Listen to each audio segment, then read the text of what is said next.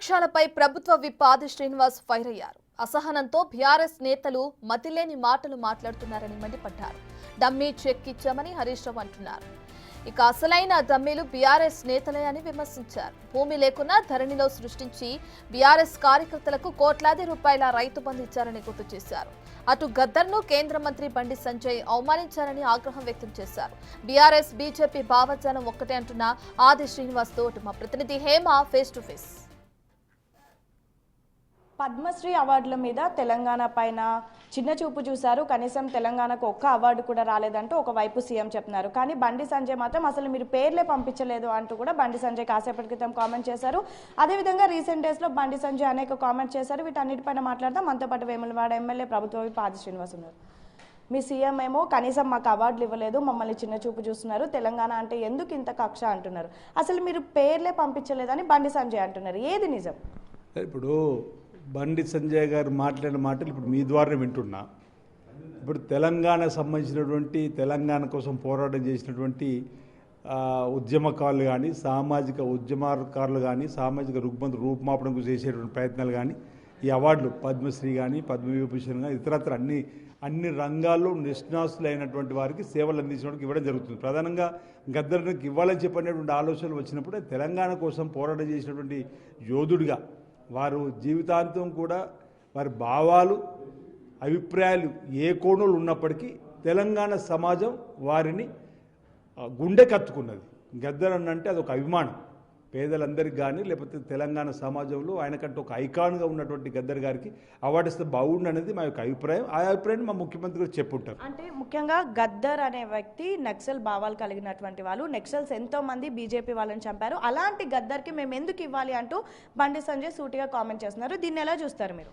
ఇంతకుముందే నేను press meet లేపిన నక్సల్స్ భావాలు ఉన్నట్టు వాళ్ళు, నక్సలిజంలో పనిచేసినట్టు వాళ్ళు మీ పార్టీలో చేరితే ఒప్పు, వారికి మీరు ఎమ్మెల్యే టికెట్ ఇవ్వచ్చు, ఎంపీ టికెట్ ఇవ్వచ్చు, ఇంకా వారిని మా రాష్ట్ర అధ్యక్షుడిగా చేసుకోవడానికి కోసం పేరును పరిశీలించవచ్చు, లేదంటే కేంద్రంలో మంత్రి చేయడానికి అవకాశాలు ఉండొచ్చు.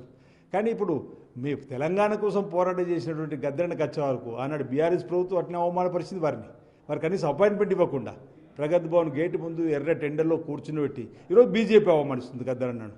ఇదంతా ప్రజలు గమనిస్తారు. బీఆర్ఎస్ బీజేపీ లోపాయకార ఒప్పందంలో ఒకటే భావంతో మాట్లాడతారని చెప్పని మేము ఏదైతే అన్నామో అది నేడు నిజమవుతుంది.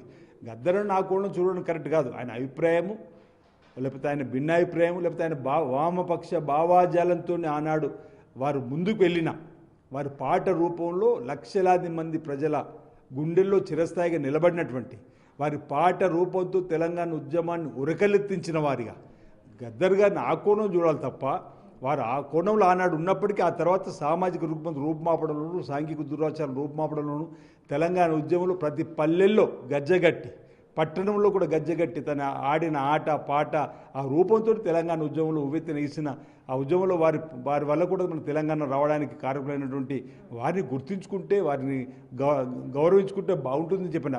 అందుకే మా రాష్ట్ర ప్రభుత్వం వారి పేరు మీద అవార్డులు, గద్దర్ అన్న అవార్డులు కూడా ఇవ్వాలని చెప్పని కళాకారులకు ఒక నిర్ణయం తీసుకున్నాం. ఇలాంటి దాన్ని స్వాగతించాలి తప్ప ఈ విధంగా వ్యక్తిగా విమర్శించేటువంటి మాటలు సరికాదని సందర్భంగా తెలియస్తాను. మీరు అమలు చేసినటువంటి పథకాల మీద మీరేమో ఎంతో ప్రెస్టీజియస్ ఈ పథకాలు అని చెప్తున్నారు. అందులో 2 రేషన్ కార్డు, ఇందిరమ్మ ఇల్లు ఏవైతే ఉన్నాయో ఆ పథకాల మీద మోదీ ఫోటో పెట్టాలి, లేకపోతే అసలు కేంద్రం నుంచి నిధులే ఇవ్వమంటూ కూడా బండి సంజయ్ అన్నారు. ఇప్పుడు అసలు కేంద్రం నుంచి వచ్చిన డబ్బులు ఎక్కడివి? రాష్ట్రాల నుండి వివిధ పన్నుల రూపంలో కేంద్రానికి వెళ్ళిన డబ్బులే తిరిగి మళ్ళీ రాష్ట్రాలకు ఇస్తున్నారు. వాళ్ళు సొంత డబ్బు ఇచ్చినట్టుగా. ప్రజల సొమ్ము, ప్రజల ఆస్తి, ప్రజలు ఏదైనా వస్తువు కొనుగోలు చేసినప్పుడు దానిపై వస్తున్నటువంటి పన్నును మన చట్టంలో రూపొందించుకున్నటువంటి అంశాల వారిగా మన డబ్బును కేంద్రానికి కూడా పంపిస్తాం. ఆ కేంద్ర బహుశా 100 రూపాయలు పంపిస్తే ఇక్కడికైతే నేను అనుకుంటే 40-45 రూపాయలు తిరిగి పంపిస్తున్నట్టున్నారు. మరి మిగతా డబ్బుతో వాళ్ళు కేంద్రంలో లేకపోతే ఇతరత్ర ప్రాజెక్టులు వేసినప్పుడు ఆయా రాష్ట్రాల ముఖ్యమంత్రి ఫోటోలు వాళ్ళు పెడుతున్నారా? ఏమిటి విపరీత ధోరణి, వింత ఆలోచనలు? ఈ రాష్ట్రానికి ప్రజలు అవకాశం ఇచ్చారు ప్రభుత్వాన్ని తీసుకురావడానికి. ఇక్కడ ముఖ్యమంత్రి రేవంత్ రెడ్డి గారు ఉన్నారు. వారి ప్రోటోకాల్లో ఆలోచన పోతుంది. ఒకళ్ళు తప్పది ఇక్కడ ఉండాలన్న కాడ పెడతారు అధికారులు. అదే అధికార యంత్రంగా చూసుకున్నటువంటి కార్యక్రమం. ఇది రాజకీయం చేయాలనే ఆలోచన కరెక్ట్ కాదు.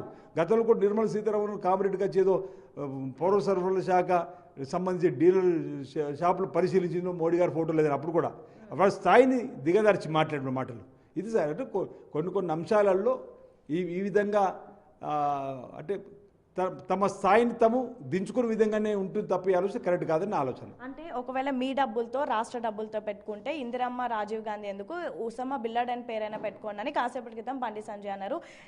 ఓవరాల్గా అసలు బండి సంజయ్ కామెంట్స్ రీసెంట్గా ఎలా చూస్తారు వీటిని మీరు? ఇప్పుడు అంత పెద్ద మాటలు ఓసమా బిన్ లాడన్ లాంటిది ఎవరు కూడా ఒప్పుకున్నటువంటి అంటే ప్రజాస్వామ్యంలో ఉగ్రవాద చర్యను ప్రతి ఒక్కరు కూడా ఖండిస్తాం. ఆ విధంగా మీరు మాట్లాడిన మాత్రాన దాన్ని మీరు స్వీకరించడం దాన్ని కూడా తప్పుపడుతూ ఉన్నాం. ఈరోజు కేంద్రంలో భారతీయ జనతా పార్టీ నాయకుల పేరిట అనేక పథకాలు ప్రారంభం చేసింది. అవి మీ సొంత డబ్బా? ప్రజల ద్వారా వచ్చిన పన్నుల రూపంలో దేశానికి సేవలు అందించి ఉక్కు మహిళగా పేరుగాంచి ఇందిరమ్మ ఇండియానే, ఇందిరమ్మ అంటే ఇండియా, ఇండియా అంటే ఇందిరమ్మ అనేటువంటి ఇండియా ఇందిరా అంటే ప్రపంచంలో ఉక్కు మహిళగా ఆ స్థాయిలో ఉన్నటువంటి వారి పేరు పెడితే ఎందుకు మీకు ఇంత భయమో అని అడుగుతున్నా. మీరు మాత్రం మీ నాయకుల పేరు పెట్టుకోవచ్చు, వాళ్ళ గురించి మేము మాట్లాడుతూ మా దేశం సేవలు చేసినప్పుడు వాళ్ళ పేరు పెట్టుకున్నారు. మీకంటే ముందు కదా దేశం కోసం స్వాతంత్రం కోసం పోరాటం చేసిన కుటుంబం నుంచి, త్యాగాల కుటుంబం నుంచి వచ్చి ఈరోజు మొత్తం వాళ్ళ ఆస్తిని అంతా దేశం కోసం స్వాతంత్ర్యంలో ఇచ్చేసినటువంటి ఇప్పుడు ఇందిరాగాంధీ గారు తీవ్రాల గుళ్ళకు బలైనరు, రాజీవ్ గాంధీ గారు తీవ్రాల గుళ్ళకు బలైనరు. దేశం కోసం ప్రాణాలు త్యాగం చేసినటువంటి కుటుంబం ఏమనంటే మాట్లాడితే మీరు కుటుంబం అటు అంటారు. ఈరోజు మాకు అవకాశం వచ్చిన 2014లో శ్రీమతి సోనియా గాంధీ గారు ప్రధానమంత్రి కాగలిగేవారు. 2004, 2009 10 సంవత్సరాలు 2 మార్లు కూడా ఆ రోజు మన్మోహన్ సింగ్ గారికి అవకాశం ఇచ్చి, అంతకంటే ముందు 91 పివి నరసింహారావుకి అవకాశం ఇచ్చి, ఇప్పుడు ఈరోజు ఈ ప్రభుత్వం కాంగ్రెస్ ప్రభుత్వం ఉన్నప్పుడు పేదలకు ఉపయోగపడేటువంటి కార్యక్రమం తీసుకుని వచ్చినాం. 10 ఏళ్ళు మోడీ గారు ప్రధానమంత్రి ఉన్నారు, మరో 5 ఏళ్ళ కోసం మేము ఎన్నుకున్నాం. ఎక్కడన్నా పేదవాడికి ఉపయోగ పథకం ఒకటన్నా వచ్చిందా? ఆనాడు గరీబీ అట్ట నిర్ణయం తీసుకుని వచ్చి, కూడు గూడు గుడ్డ నిర్ణయం తీసుకుని వచ్చి బ్యాంకులను జాతీకరణ చేసి పేదలకు ఉపయోగపడే ప్రతి పథకం ఈరోజు జాతీయ ఉపాధి పథకం కూడా కాంగ్రెస్ పార్టీ హయాంలో వచ్చింది. ఈరోజు రైట్ టు ఇన్ఫర్మేషన్ యాక్ట్ కూడా కాంగ్రెస్ పార్టీ హయాంలో వచ్చింది. పేదలకు ఇల్లు నిర్మాణం చేసినాం, పేదలకు పోడు భూములు పంపిణీ చేసినాం, పేదలకు బంచరాయి భూములు కానీ పేదలకు ఇచ్చేటువంటి కార్యక్రమం చేసినాం. ఈరోజు అనేక ప్రైవేట్లో ఉన్నటువంటి సంస్థలు ప్రభుత్వం ఆధీనంలో తీసుకొస్తే ఎయిర్ ఇండియా కానీ ఇతరత్ర వీళ్ళు వచ్చిన తర్వాత అన్ని ప్రైవేట్ పనులు చేస్తున్నారు. వీళ్ళ చెప్పేది మాకు ఈ దేశంలో ఏదైనా పేద వారికి పథకం అందుతుంటే అది కాంగ్రెస్ ప్రభుత్వంలోనే. ఒక్క మాట, బీఆర్ఎస్ కానివ్వండి, బీజేపీ కానివ్వండి, మీరు అమలు చేసినటువంటి 4 పథకాలపైన అనేక అసంతృప్తి వస్తుంది, నెగిటివిటీ వస్తుంది అంటున్నారు. నిజంగా గ్రౌండ్ లెవెల్లో మీ పైన నెగిటివిటీ వస్తుందా? ఎలా చూస్తున్నారు పబ్లిక్ దీన్ని? ఎలా ఉంది రెస్పాన్స్? బీఆర్ఎస్లో ఈ 4 అసంతృప్తి ఉంది. 10 ఏళ్లలో ప్రజలు కళ్ళు కాయలు కాచేలు ఎదురు చూసిన ఒక రేషన్ కార్డు ఇవ్వని మీరు, పల్లెల్లో 10 ఏళ్ళ నుంచి కళ్ళు కాయలు కాచేలు ఎదురు చూస్తున్నటువంటి పేదలకు ఒకే ఇందిరమ్మ ఒక డబుల్ బెడ్రూమ్ ఇల్లు ఇవ్వని మీరు ఈరోజు మా గురించి మాట్లాడుతున్నారు. దేశంలో ఎక్కలేని విధంగా అసలు రైతు కూలీల గురించి కళ్ళలో కూడా మీరు ఊహించుకొని ఉండరు. దేశంలో ఎక్కలేని పథకాన్ని రైతు కూలీలకు ఏటా 12,000 ఇచ్చేటువంటి కార్యక్రమం ప్రారంభం చేస్తే మీరు 10,000 ఇచ్చి రైతు భరోసా రోజు మేము 12,000 ఇస్తున్నాం. అంటే మీరు ఎందుకు మీకు ఈ కడుపుని పోంటున్నా? ఎక్కడ అసంతృప్తి ఉంది? ఈ 4 అసంతృప్తి తప్ప. బీజేపీ కూడా ఒకరిద్దరికి మొదలైందేమో.